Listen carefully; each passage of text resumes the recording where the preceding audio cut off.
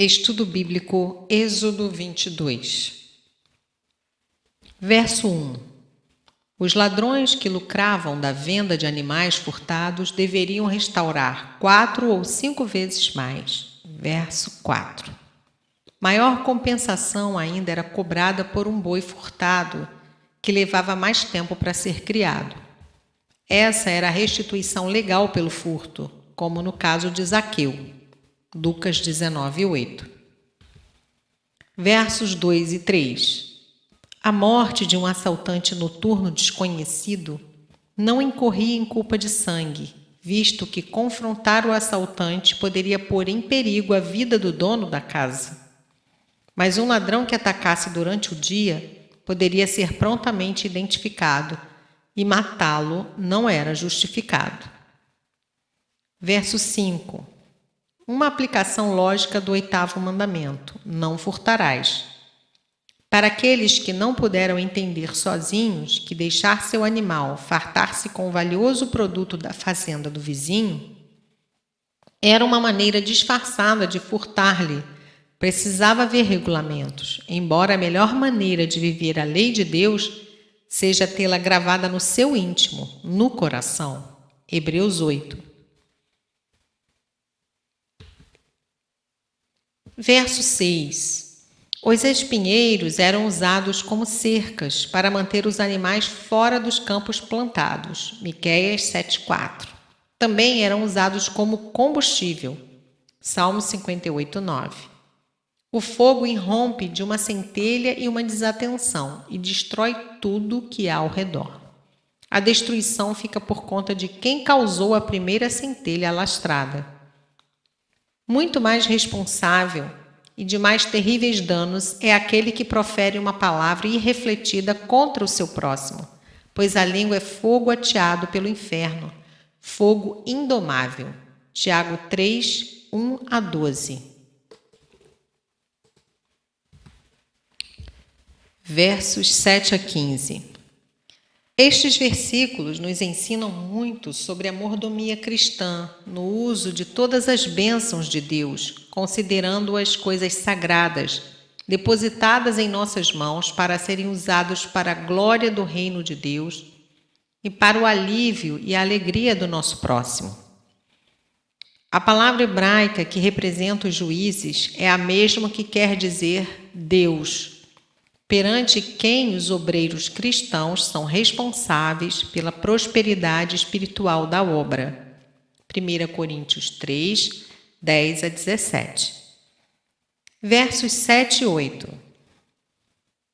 Se o ladrão do objeto roubado não fosse encontrado, o depositário era levado ao santuário, capítulo 21, verso 6, onde um juramento de inocência presumivelmente seria proferido. Verso 11. Juramento do Senhor. Possivelmente um juramento de inocência que comprometia as duas partes na disputa sobre a perda de bens e que resolveria o caso sem necessidade de ação legal. Verso 15. O mercenário inclui seus riscos no seu salário, ou seja, o custo de alugar o animal cobriria a possibilidade de sua perda. Verso 16. Se alguém enganar alguma virgem. As leis sobre o contato sexual pré-marital requeriam que o homem assumisse total responsabilidade pelas consequências. A pessoa explorada devia ser protegida. Deuteronômio 22, de 22 a 29. Verso 17. O valor do dote é quase o dobro do preço do resgate de um escravo. Verso 18. A feitiçaria. A tentativa de determinar e influenciar o futuro através de meios ocultos é fortemente condenada. Deuteronômio 18, de 9 a 13. 2 Reis 21, 6. Jeremias 27, 9 e 10. Miqueias 5, 12 e Naum 3, 4.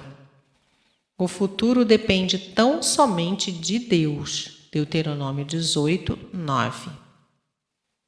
Verso 19. A perversão sexual na cultura cananeia era tão intensa que a bestialidade era bastante comum. Levítico 18, 23, 24. As leis hititas, por exemplo, até permitiam a coabitação com certos animais. Verso 20. Algo que era devotado a um uso sagrado ou condenado. Deuteronômio 20, 17. Se um uso sagrado fosse impossível, o item era destruído, como neste caso. Nas guerras santas de Israel, mediante as quais o juízo divino foi executado contra os cananeus, os despojos eram devotados a Deus. Números 21, 2 e 3 e Josué, capítulo 7, verso 11. Verso 21. Forasteiro.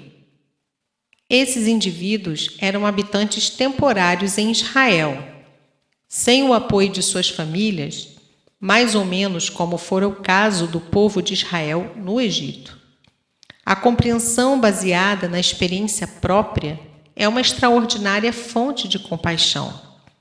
Desta fonte, Cristo bebeu profundamente, Hebreus 3, 14 a 16, e por isso intercede sempre a nosso favor.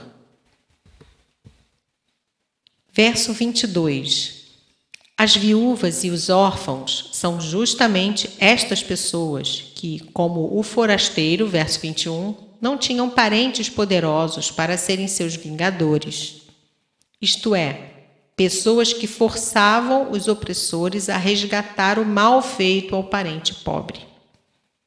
São estas pessoas que a própria lei de Deus protege muito especialmente, o que quer dizer que o próprio Deus se torna o seu vingador, revelado em Cristo, como redentor de todos os que andam oprimidos pelo diabo.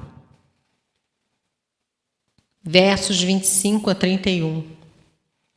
Nestes preceitos se ensina o perdão e a compaixão. Versos 26 a 27.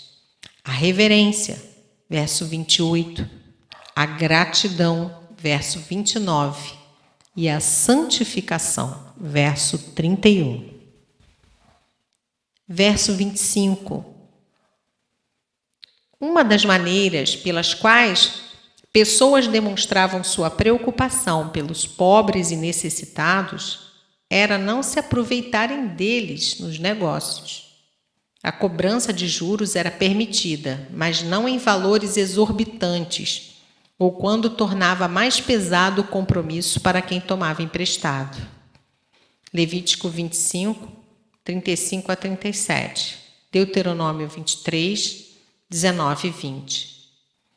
O salmista identificou o homem justo como sendo aquele que empresta dinheiro sem cobrar juros. Salmo 15, 5. Verso 31. Ser-me-eis homens consagrados. Todas essas leis e regulamentações colocaram Israel à parte quanto à conduta, não apenas quanto ao nome. A designação especial como filho primogênito de Javé, capítulo 4, verso 22, e como propriedade peculiar, reino de sacerdotes e nação santa, capítulo 19, versos 5 e 6, exigia retidão ética. A carne de um animal morto por outra pessoa e que jazia no campo tornava-se impura pelo contato com carnívoros impuros e insetos, e entrava em putrefação porque o sangue do animal não havia sido drenado devidamente. Um estilo de vida posto à parte causava impacto em todas as áreas da vida, até mesmo quanto ao local onde a pessoa guardava a carne.